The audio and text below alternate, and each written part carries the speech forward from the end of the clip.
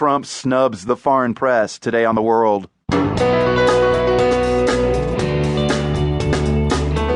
I'm Marco Werman. Presumptive Republican nominee Donald Trump often keeps international media out of his events, even that big foreign policy speech he gave recently. Foreign press were denied from entering that, and you would think that a foreign policy speech, you'd want foreign media there to hear about it, to write about it. Also, voters in the Philippines wanted a new kind of president.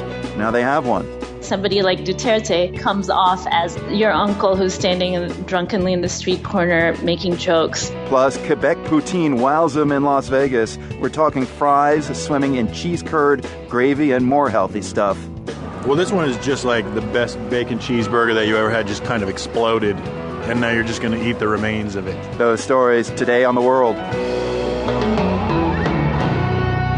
Glad you could be with us today. I begin the show with this question. What if they held an election and no one covered it? Okay, that's not going to happen. Not nationally in the U.S. anyway. But a lot of foreign media outlets are being shut out of the coverage of this current presidential race, specifically from Donald Trump's events. Hadass Gold co-wrote a story about this for Politico, and Gold says there's a lot of international interest in Trump.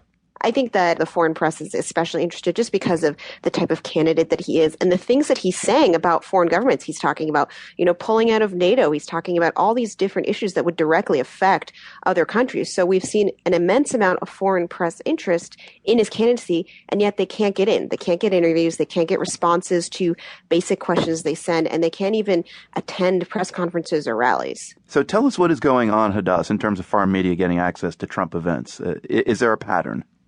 There's definitely a pattern, just that if you are from a foreign media outlet that doesn't have necessarily like a huge presence in the United States, for example, the BBC or the Guardian, their journalists don't have this problem because they have big American audiences.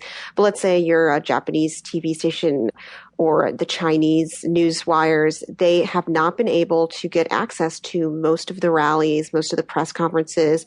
They haven't been able to get Donald Trump to sit down for interviews with them. They can't even get basic responses to their questions that they send to Donald Trump's press office. But high school newspapers in some of these localities are getting access. Exactly. And that's what's so stunning is, you've got these major news organizations, for example, ARD from Germany, one of the largest broadcasters, hasn't been able to get in. And not even just to basic rallies. Let's say, we talked to Republican communications specialists who have worked, let's say, on the Mitt Romney's campaign. His communications director said, yeah, sometimes we deny entry to a foreign media, but usually it was because we were very much constrained in space. We were in a tiny coffee shop. We couldn't fit everybody in. So we'd pool it. What was surprising for us was even that big foreign policy speech Donald Trump gave a couple weeks ago in Washington, D.C., foreign press were denied from entering that. And you would think that a foreign policy speech, you'd want foreign media there to hear about it, to write about it.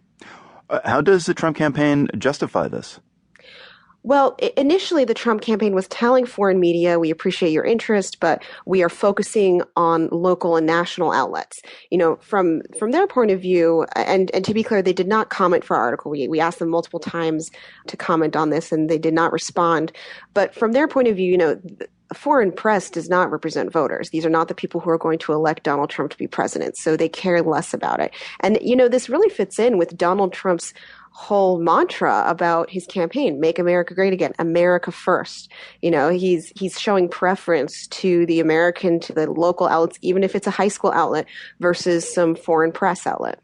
I mean, we're talking about Donald Trump and his campaign, but how unusual is this really? Don't candidates and elected officials all put up barriers to the media? They do. And I mean, we've experienced this from candidates across the board, from Hillary Clinton to Bernie Sanders. There's always complaints from the media about access. But we rarely have seen just kind of this blanket policy of just absolutely no foreign press allowed into events. Are you getting a sense from the correspondents who have been barred that this is just not good for America's reputation? Definitely. They're so frustrated by this. They say they've never experienced anything like this before, at least in the United States. Just not what they're used to. Hadass Gold of Politico, thank you for your time. Thank you very much. The Filipino many compare to Donald Trump is now president-elect of his country. Rodrigo Duterte is known as the tough-talking, tough-acting mayor of one of the largest cities in the Philippines, Davao. And after yesterday's landslide victory, Duterte is set to be sworn into office on June 30th. Reporter Aurora Almendral